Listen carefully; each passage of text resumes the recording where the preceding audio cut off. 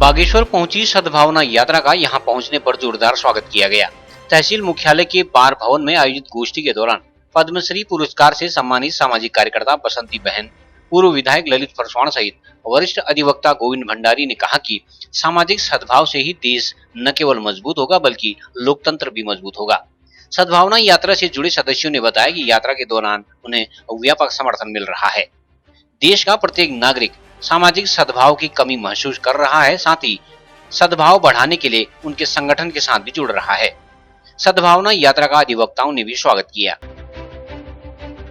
रात के हिस्से रहेगा जुल्म सच कहना कि जब तक रात बाकी है, रहेगा जुल्म सच कहना कि जब तक रात बाकी है, मसाले ले कर चलना कि जब तक रात बाकी है, अंधेरों की अदालत में है क्या फरियाद का फायदा, अंधेरों की अदालत में है क्या फरियाद का फायदा, तू कर संग्राम ऐसा थी कि जब तक रात बाकी है। जो वातावरण देखा तो उसको ठीक किया और जंगल बचाने का, महिला सशक्ति को आगे बढ़ाने का, उनका संगठन बनाने का कि आपसी तालमेल हमारा अच्छा होगा तो हम आगे कुछ काम करेंगे।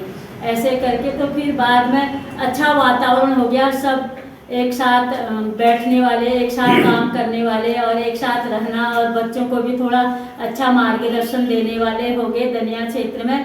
तो फिर दीदी ने कहा, बसंती जो काम तुमने दनिया क्षेत्र में किया अब यहाँ कौसानी में करो।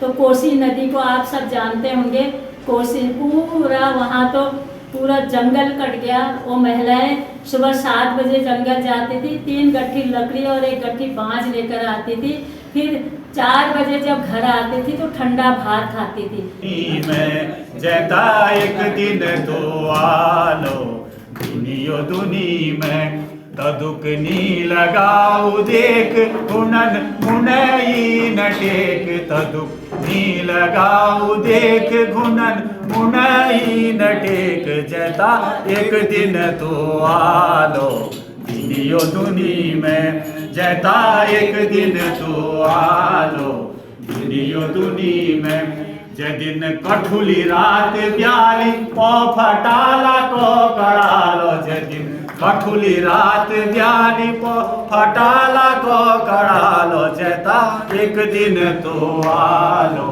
दुनियो दुनी में, जता एक दिन तो आलो दुनियो दुनी में। ये सद्भावना यात्रा का उद्देश्य है कि हमारा उत्तराखंड में पूरी जगह देखना कि पहले का जैसे सरकारी नौकरी मिलती थी, नौकरी नहीं मिलती है कहीं पर भी, और ना उनको जो नौकरी कर रहे हैं ना उनको पेंशन मिलती है। मतलब क्या कारण है, तो इसके लिए ये सद्भावना यात्रा का ये है कि हमारा उत्तराखंड में और जनता भी नहीं रह रही है, ज़मीन भी बंजर पड़ रही है और सब चीज़ की सुविधा मतलब भले कहीं पर और सड़क नहीं है, स्कूल नहीं है, और उसके लिए तो हमको आगे बढ़ना ही होगा। पर लोग सोचते हैं कि यहाँ से दिल्ली, यहाँ से बम्बई, यहाँ से कलकत्ता और कहाँ जाकर उनको उस प्रकार का ऐसा पैसा तो मिलता नहीं है और घर छोड़ के ऐसे चले जा रहे हैं। तो हम ये सोचते हैं कि ये पदयात्रा इसलिए चल रही है कि हमारे उत्तराखंड देवभूमि है, तो यहाँ और सब चीज़ की सुविधा हो और इसके लिए हम आगे बढ़ें और हमारा उत्तराखंड देवभूमि हमेशा अच्छी तरह रहे। यहाँ पानी की इतनी सुविधा है, कितने हमारे नदियाँ हैं और कितने हमारे स्रोत हैं, कितना हमारे ये जंगल हैं और सब चीज़ इसको छोड़कर लोग चले जा रहे हैं। तो ये सबसे परेशानी है कि हम कैसे यहाँ अच्छी तरह रह सकते हैं। जो हमारे पहले की पीढ़ी अभी तक ऐसे रही और इतने अच्छी तरह स्वस्थ और मस्त रहते थे, ऐसी कोई परेशानी नहीं थी। आज तो कितने 20-30 साल के लोगों को हो जाती है बीमारी, क्या सब बाहर की चीज़ें खाते हैं और वो बाज़ार की चीज़ें खाते हैं, घर की चीज़ें नहीं। तो इसलिए हम ये सोचते हैं कि हमारा वातावरण अच्छा बने, सबका संगठन अच्छा बने, पति पत्नी में मेल मिलाप हो, परिवार सब एक हो। कोई अब माँ बापों को छोड़ के चले जाते हैं और कोई नशा करके ऐसे वो रह जाते हैं, परिवार पूरा टूट जाता है। और कोई माँ पिता को छोड़ के चले जाते हैं और वो बूढ़े बाढ़े यहाँ हैं। तो हम सोचते हैं कि हमारे विचार ऐसे हों कि हम एक हों, एक रहें और हमारा समाज एक हो, हम आगे बढ़ें, हमारा उत्तराखंड देवभूमि महान बने। यही हमारे ये यात्रा का उद्देश्य है।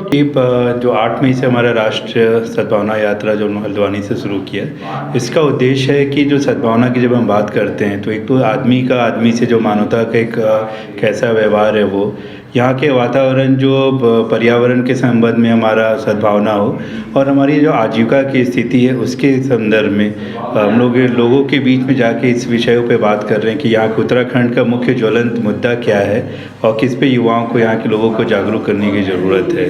तो इन्हीं मुद्दों के साथ हम लोग उत्तराखंड के कई जिलों में घूमते हुए आज हम लोग बागेश्वर पहुँचे हैं और इसमें स्थानीय लोगों का बहुत ही सहयोग मिला है। आज भी बागेश्वर में अच्छा सहयोग मिल रहा है और लोग अपनी समस्याएं बता रहे हैं कि स्वास्थ्य को लेकर, शिक्षा को लेकर और पलायन को लेकर यहाँ के लोगों का ज्वलंत मुद्दा है जिस पे वो लोग बात करना चाह रहे हैं, सरकार से बात करना चाह रहे हैं। तो लोग कहीं ना कहीं अपनी बातों को करना चाह रहे हैं मगर आज वो उनके पास माध्यम नहीं है कि अपनी बातों को किस तरह से रखें। तो इस सद्भावना यात्रा के माध्यम से हम लोग छोटे छोटे समूहों में उनके साथ बैठ के इन मुद्दों पर बात करें और इसका निराकरण करने के लिए भी उपाय को, सुझाव पे भी हम लोग बात कर रहे हैं जिसको यहीं के लोगों द्वारा इसका निराकरण किया जाएगा।